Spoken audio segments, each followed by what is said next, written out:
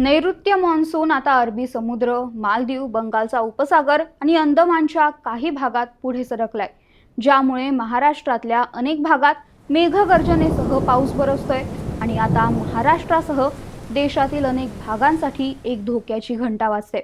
ती म्हणजे बंगालच्या उपसागरात एक नवीन वादळ तयार होतंय। त्याचं नाव शक्ती असं सांगितलं जात आहे। म्हणूनच या वादळाचा महाराष्ट्रात काय परिणाम होणार का हे जाणून घेऊयात।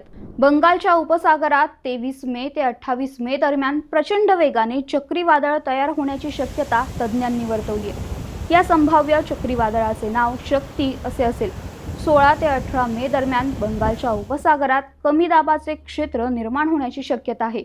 हे कमी दाबाचे क्षेत्र पुढे विकसित होऊन चक्रीवादळाचे रूप घेऊ शकते असं तज्ज्ञांचं मत आहे। या चक्रीवादळाला संभाव्य यासाठी म्हटलं जातंय कारण IMDनं अद्याप याला दुजोरा दिला नाहीये।